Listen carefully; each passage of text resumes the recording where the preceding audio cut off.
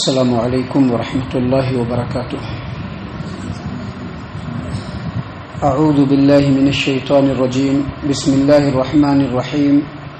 ان اللہ یأمرکم ان تؤدوا الامانات الى اہلها واذا حکمتم بین الناس ان تحکموا بالعدل ان اللہ نعم ما یعظکم به ان اللہ کان سمیعا بصیرا۔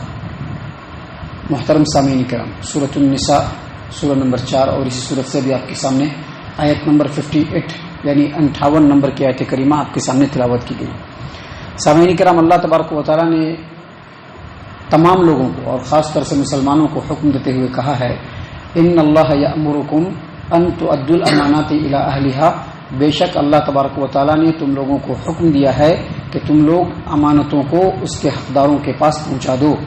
وَإِذَا حَكَمْتُمْ بَيْنَ النَّاسِ أَن تَحْكُمُوا بِالْعَدْلِ، اور جب لوگوں کے درمیان فیصلہ کرو تو عدل و انصاف کے ساتھ فیصلہ کرو۔ ان اللہ نعم ما یعظکم بہ، بے شک اللہ تبارک و تعالیٰ تمہیں انتہائی اچھی بات کی نصیحت کرتا ہے۔ ان اللہ کان سمیعا بصیرا، اور بے شک اللہ تبارک و تعالیٰ سننے والا اور دیکھنے والا ہے۔ دیکھیے، آیت کریمہ کا ترجمہ تو ہم نے آپ کے سامنے پیش کیا۔ اللہ تبارک و تعالیٰ نے سب سے پہلے یہ حکم دیا کہ ان اللہ یأمرکم ان تؤدوا الامانات الی اہلها، اللہ تبارک و تعالیٰ تم لوگوں کو یہ حکم دیتا ہے کہ جن کی امانتیں ہیں ان امانتوں کو حقداروں کے پاس پہنچا دو۔ سامعین کرام، یہ جو امانتیں ہیں جس کو پہنچانے کا حکم دیا گیا ہے، اس سلسلے میں اللہ کے رسول صلی اللہ علیہ وسلم کی بھی حدیث ہے سنن ابی داؤد کتاب البیوع، جامع ترمذی ابواب البیوع، مسند احمد کی روایت ہے۔ سمرہ رضی اللہ عنہ سے روایت ہے کہ رسول اللہ صلی اللہ علیہ وسلم نے فرمایا کہ جن لوگوں نے اپنی امانتیں تمہارے پاس سپرد کیا ہے ان امانتوں کو ان کے حقداروں کے پاس پہنچا دو، اور اگر کسی نے تمہارے ساتھ خیانت کیا ہے تو تم اس کے ساتھ خیانت مت کرو۔ اب کسی نے ہمارے ساتھ خیانت کر دیا، اب بدلے میں ہم بھی اس کے ساتھ خیانت کریں، اللہ کے رسول صلی اللہ علیہ وسلم نے اس سے منع فرمایا۔ سامعین کرام، حافظ ابن کثیر رحمہ اللہ نے کہا ہے کہ یہ جو امانتوں کو حقداروں کو پہنچانے کے لیے جو اللہ تبارک و تعالیٰ نے فرمایا ہے یہ عام ہے، صرف انسانوں کے لیے نہیں بلکہ حقوق اللہ بھی کچھ ایسے ہیں ہمارے اوپر جو ہمارے اوپر اللہ تبارک و تعالیٰ نے امانت کے طور پر نازل فرمائے ہیں، جس کو ادا کرنا اور اللہ تبارک و تعالیٰ کا حق ادا کرنا بھی ہمارے لیے ضروری ہے۔ جیسا کہ آپ جانتے ہیں کہ نماز ہے، زکوٰۃ ہے، روزہ ہے، کفارہ ہے، نذر ہے، اور اس کے علاوہ وہ احکام جو اللہ تبارک و تعالیٰ نے ہمارے اوپر نازل فرمائے ہیں، یہ سب سے بڑی امانت ہے جس کو ادا کرنا ہمارے لیے ضروری ہے۔ اگر ہم ان امانتوں کو ادا نہیں کریں گے تو قیامت کے دن بڑی رسوائی ہوگی، اور اگر وہ امانت حقوق العباد ہے تو اس کو بھی ادا کرنا ہے۔ فار ایگزامپل، اگر کسی آدمی نے کوئی ایسی امانت ہم کو دی جس کا کوئی ثبوت نہیں ہے، کوئی پروف نہیں ہے، اس کے باوجود اللہ تبارک و تعالیٰ نے حکم دیا ہے کہ اس کو ادا کر دو۔ کیونکہ قیامت کے دن چھوٹے سے چھوٹا بھی جو حق ہوگا اس کو اللہ تبارک و تعالیٰ حقدار کو دلوائے گا، جیسا کہ حدیث ہے صحیح مسلم کتاب البر والصلۃ والآداب باب تحریم الظلم، نبی صلی اللہ علیہ وسلم نے فرمایا کہ جتنے بھی حقدار ہوں گے قیامت کے دن ان کے حق کو اللہ تبارک و تعالیٰ ضرور دلوائے گا، جتنے بھی حقدار ہوں گے۔ ابھی اس دنیا میں کیا ہوتا ہے، کوئی ذرا زیادہ طاقتور ہے تو اپنے سے کمزور کو ذلیل و رسوا کر دیتا ہے، کوئی ذرا محظور ہے تو گالی گلوچ کر کے لوگوں کی عزتوں کو اتار لیتا ہے، یا مختلف انداز میں لوگ ایک دوسرے کے پیچھے پڑے رہتے ہیں۔ یہ سارے کے سارے امانتیں ہیں۔ آپ نے حدیث سنی ہوگی پیارے رسول صلی اللہ علیہ وسلم کی کہ اللہ کے رسول صلی اللہ علیہ وسلم نے صحابہ کرام سے پوچھا کہ بتاؤ سب سے بڑا مفلس کون ہوگا قیامت کے، سب سے بڑا مفلس کون ہوگا؟ لوگوں نے کہا کہ وہی ہوگا مفلس جس کے پاس نہ درہم ہوگا نہ دینار ہوگا۔ ابھی سب سے بڑا مفلس کس کو ہم مانتے ہیں؟ جس کے پاس پیسہ کوڑی نہیں ہو۔ اللہ کے رسول صلی اللہ علیہ وسلم نے کہا نہیں، سب سے بڑا مفلس وہ ہوگا جو قیامت کے دن اللہ تبارک و تعالیٰ کے سامنے آئے گا اور اس نے نیکی بھی کر رکھی ہوگی خوب۔ آج کل دیکھتے ہیں نمازی بھی ہوتا ہے اور لوگوں کی غیبتیں بھی کرنے والا ہوتا ہے، قرآن و حدیث کا پابند اپنے آپ کو بتاتا ہے، لوگوں کی عزتوں کے پیچھے پڑا رہتا ہے۔ مختلف انداز میں آپ دیکھیں گے سماج و معاشرے کے اندر، اس میں کوئی بھید بھاؤ نہیں ہے۔ ہر سماج و معاشرے میں مسجدوں کے قریب رہنے والے احباب اس طرح کے خاص طور سے ہوتے ہیں کہ 5 وقت نماز پڑھ رہے ہیں اور نماز پڑھنے کے بعد یہاں پر ایک دم گھٹر پڑا ہوا ہے، اس کے باوجود ہر طرح کا جو ہے حرکت ہو رہا ہے. اللہ کے رسول صلی اللہ علیہ وسلم نے فرمایا کہ قیامت کے دن ایک آدمی آئے گا جس کے کھاتے میں نامہ اعمال ہوں گے، خوب اجر و ثواب ہوگا، لیکن اس نے کسی کو مارا ہوگا، کسی کا حق مارا ہوگا، کسی کو گالی دے کر کے اس کی عزت اتاری ہوگی، کسی کی غیبت کی ہوگی، چغل خوری کی ہوگی، عزت و آبرو کو لوٹا ہوگا، مختلف انداز میں مختلف چیزوں کو ہتھیایا ہوگا. اللہ کے رسول صلی اللہ علیہ وسلم نے فرمایا کہ سارے حقداروں کو بلایا جائے گا، سارے حقداروں کو بلایا جائے گا، اور اس کی جو نیکیاں اس کے نامہ اعمال میں ہوں گی اس کو نکال کر کے دیا جائے گا کہ بھائی یہ اتنا تمہارا تھا، پیسہ تو اب ملے گا نہیں، اور اس یہاں پر تو مارنے اڑنے کا تو کوئی جھمیلا بھی نہیں ہے، بس اس کی نیکی لے کے دے جاؤ. اب اس کی نیکیاں نکال کر کے دے دیا جائے گا. جتنی نیکیاں ہوں گی دیتے دیتے نیکیاں ختم ہو جائیں گی، لیکن جو حقداروں کا لائن ہوگا وہ بھی ختم نہیں ہوا ہوگا.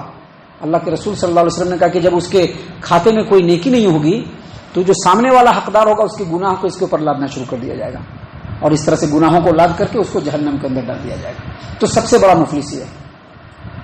لیکن یہاں پر بتلانے کا مقصد کیا ہے کہ جس کا جو حق ہوگا اللہ تبارک و تعالیٰ اس کو دلوائے گا. اللہ کے رسول صلی اللہ علیہ وسلم نے فرمایا کہ حق والوں کے حقوق کو ضرور ادا کیا جائے گا، یہاں تک کہ اس دنیا میں اگر کسی سینگ والی بکری نے بغیر سینگ والی بکری کو اگر سینگ سے مارا ہوگا، قیامت کے دن اس کو بھی اس کا حق دلوایا جائے گا. اس لیے اللہ تبارک و تعالیٰ نے یہاں پر حکم دیا ہے کہ جو بھی حقدار ہے امانت کے اس تک اپنے حق کو آپ پہنچا دیجئے. آپ یہ مت سمجھیے کہ آپ کے پاس اگر کسی نے روپیہ نہیں رکھا ہے تو آپ کے اوپر امانت ذمہ داری نہیں ہے.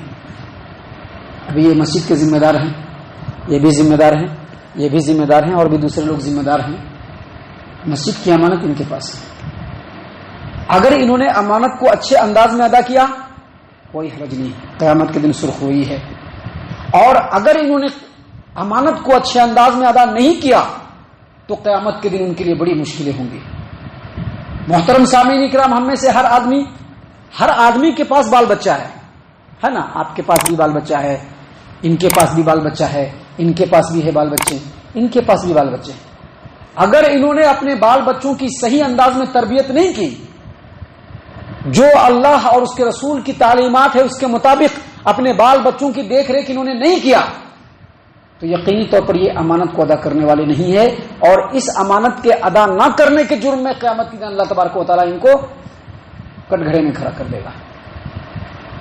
محترم سامعین کرام، بہت ہی غور و فکر کرنے کی بات ہے. جو آیت کریمہ ہے ایسے ہی چپکے نہیں ہے.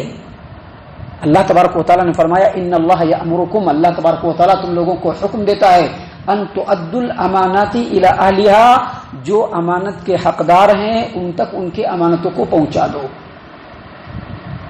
سامعین کرام، یہ جو آیت کریمہ ہے اس آیت کریمہ کا ایک بیک گراؤنڈ ہے، اس کا ایک پس منظر ہے جس کو حافظ ابو جعفر ابن جریر طبری رحمہ اللہ نے تفسیر الطبری کے اندر نقل کیا ہے. امام ابن جریج کی روایت ہے، وہ کہتے ہیں کہ فتح مکہ کے دن اللہ کے رسول صلی اللہ علیہ وسلم نے عثمان بن طلحہ رضی اللہ عنہ سے کیلی لے لیا، کیونکہ کعبہ کے وہی متولی تھے، کعبۃ اللہ کے متولی وہی تھے، چابی انہی کے ہاتھ میں تھا.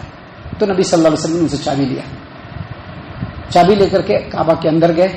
اندر جا کر کے باہر نکل رہے ہیں اور یہ دعا، یہی آیت کریمہ پڑھ رہے ہیں ان اللہ یأمرکم ان تؤدوا الامانات الی اہلها. اللہ تبارک و تعالیٰ نے تم کو یہ حکم دیا ہے کہ جو حقدار ہیں ان تک امانتوں کو پہنچا دو. اور اس کے بعد عثمان بن طلحہ رضی اللہ عنہ کو بلایا اور کیلی دے دیا. حافظ ابو جعفر ابن جریر طبری رحمہ اللہ کہتے ہیں کہ امام ابن جریج نے فرمایا کہ اللہ کے رسول صلی اللہ علیہ وسلم کعبۃ اللہ سے باہر نکل رہے ہیں اور یہ آیت کریمہ پڑھ رہے ہیں.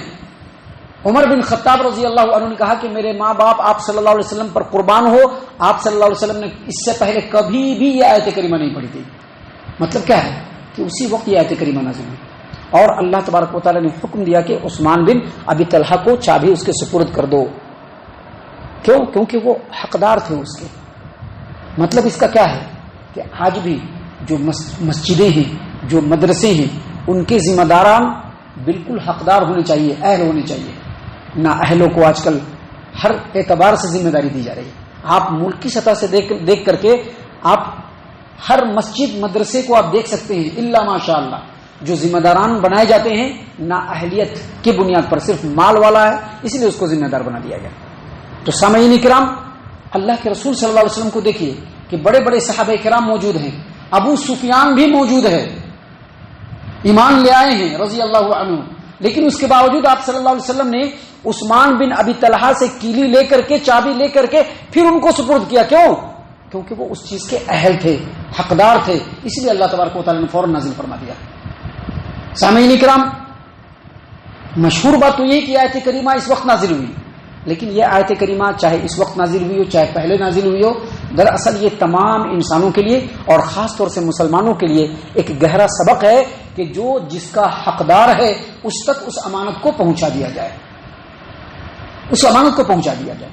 اس کے بعد جو اگلا اسٹیپ ہے اس آیت کریمہ کا، اس میں اللہ تبارک و تعالیٰ نے ایک اور بات کہی ہے جو انہی چیزوں سے ریلیٹڈ ہے. اللہ تبارک و تعالیٰ نے فرمایا وَإِذَا حَكَمْتُمْ بَيْنَ النَّاسِ أَن تَحْكُمُوا بِالْعَدْلِ، اور جب لوگوں کے درمیان فیصلہ کرنا ہو تو عدل و انصاف سے فیصلہ کرنا. جب لوگوں کے درمیان فیصلہ کرنا ہو تو عدل و انصاف کے ساتھ فیصلہ کرنا. امام محمد بن کعب القرظی، زید بن اسلم اور شہر بن حوصب رحمہم اللہ، ان تینوں نے کہا ہے کہ یہ جو آیت کریمہ کا جو یہ ٹکڑا ہے یہ امیروں، حکام اور ذمہ داروں کے بارے میں نازل ہوا ہے. ان سے بتلایا جا رہا ہے، ان کو کہا جا رہا ہے کہ جب بھی کسی معاملے میں اگر کوئی ذمہ داری آپ کے اوپر ہے تو جب بھی کوئی فیصلہ کرنا ہے پورے عدل و انصاف کے ساتھ. ابھی انسان کیا کرتا ہے؟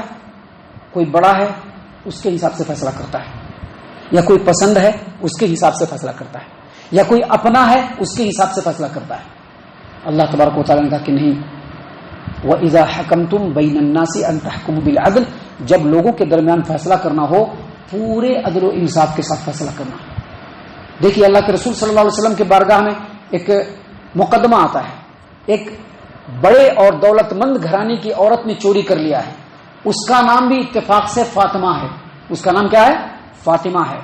اور پیارے رسول صلی اللہ علیہ وسلم کی بیٹی کا نام بھی فاطمہ. اور یہ جو فاطمہ ہے جس نے چوری کیا ہے یہ اپنے سماج و معاشرے کے ایک شریف گھرانے کی، باعزت گھرانے کی اور انتہائی دولت مند گھرانے کی عورت ہے جس نے چوری کر لیا ہے. اب چوری کر لیا ہے تو مقدمہ نبی صلی اللہ علیہ وسلم کے پاس آیا. کچھ لوگ ذرا سا آگے بڑھ گئے آپ صلی اللہ علیہ وسلم کے پاس، کہا کہ ذرا بڑے گھرانے کی عورت ہے، ذرا ان کے والد ایسے ایسے ہیں، ان کے گھرانے والے ایسے ایسے ہیں، ذرا حساب سے فیصلہ کر دیجئے. آپ صلی اللہ علیہ وسلم نے کہا کہ لو سرقت فاطمہ بنت محمد لقطعت یدہا، اگر محمد کی بیٹی فاطمہ بھی چوری کرے گی تو میں اس کے ہاتھ کو کاٹوں گا. یہی انصاف. دیکھیے اس سلسلے میں ایک حدیث ہے جس کو امام ابن ماجہ نے اپنی سنن ابن ماجہ ابواب الاحکام کے اندر نقل کیا ہے کہ اللہ کے رسول صلی اللہ علیہ وسلم نے فرمایا کہ ایک حاکم، ایک امیر، ایک ذمہ دار جب تک انصاف کے ساتھ فیصلہ کرے گا اللہ تبارک و تعالیٰ اس کے ساتھ ہے. ایک حاکم، ایک ذمہ دار جب تک انصاف کے ساتھ فیصلہ کرے گا اللہ تبارک و تعالیٰ اس کے ساتھ ہے. اور جیسے ہی وہ فیصلے میں بے انصافی کرے گا اللہ خود اس کے سپرد کر دے گا، جاؤ تمہارا جو معاملہ کر لو. اور روایتوں کے اندر آتا ہے کہ ایک دن کا جو انصاف ہوتا ہے وہ 60 سال کی عبادتوں سے بہتر ہے. ایک دن کا انصاف. اس لیے اللہ تبارک و تعالیٰ نے یہاں پر واضح طور پر کہا کہ وَإِذَا حَكَمْتُمْ بَيْنَ النَّاسِ أَن تَحْكُمُوا بِالْعَدْلِ، جب فیصلہ کرنا ہو لوگوں کے درمیان پورے عدل و انصاف کے ساتھ فیصلہ کرنا، جو انصاف ہو وہی بولنا. اور اس کے بعد اللہ تبارک و تعالیٰ نے فرمایا ان اللہ نعم ما یعظکم بہ، اللہ تبارک و تعالیٰ نے کتنی اچھی نصیحت کی ہے اپنے امانتوں کو حقداروں تک ادا کرنے کے لیے، انصاف کے ساتھ فیصلہ کرنے کے لیے. اور اللہ تبارک و تعالیٰ کی جو کامل، جامع اور انتہائی مبنی بر انصاف جو احکام ہیں ان احکام پر عمل کرنے کے لیے اللہ تبارک و تعالیٰ نے کتنی اچھی نصیحت کی ہے. اور بے شک اللہ تبارک و تعالیٰ سننے والا بھی ہے اور دیکھنے والا بھی ہے. یعنی ہر وقت اللہ سن رہا ہے اور ہر وقت اللہ تبارک و تعالیٰ دیکھ رہا ہے کہ کون کیا کر رہا ہے، کون امانتوں کو ادا کر رہا ہے، کون امانت میں خیانت کر رہا ہے، کون ہے جو انصاف کر رہا ہے اور کون بے انصافی کے ساتھ لوگوں کے اوپر ظلم کر رہا ہے. محترم سامعین کرام، یہ باتیں ہیں جو اللہ تبارک و تعالیٰ نے اس آیت کریمہ میں نازل فرمائی ہے. اور اس صورت کریمہ میں ابھی اور بھی بہت ساری باتیں ہیں جو اللہ تبارک و تعالیٰ نے خالص انسانوں کی رہنمائی کے لیے، ان کی خیر و بھلائی کے لیے اور سماج و معاشرے کے امن و سکون کے لیے نازل فرمائے ہیں، جو انشاءاللہ کل اور کل کے بعد کے درسوں میں ہم آپ کے سامنے پیش کرنے والے ہیں۔ اللہ تبارک و تعالیٰ سے دعا ہے کہ اللہ تبارک و تعالیٰ ہم تمام کو ان تمام باتوں کے اوپر خوب غور و فکر اور تدبر کرنے کے ساتھ ساتھ ان باتوں کے اوپر عمل کرنے کی بھی توفیق عنایت فرمائے، آمین۔ اللہ تعالیٰ ہم تمام کو صحیح معنوں میں پکا سچا مومن مسلمان بنائے، اللہ اور اس کے رسول صلی اللہ علیہ وسلم کی اطاعت و فرما برداری کرنے والا بنائے، صحابہ کرام رضی اللہ عنہم کے طریقے پر چلنے والا بنائے، جنت الفردوس میں جگہ عطا فرمائے۔ اے اللہ ہم تمام کو جہنم سے پناہ دے، اے رب العالمین ہم تمام کو جہنم سے پناہ دے، اے مالک الملک ہم تمام کو جہنم سے پناہ دے، آمین یا رب العالمین۔ وما علینا الا البلاغ المبین۔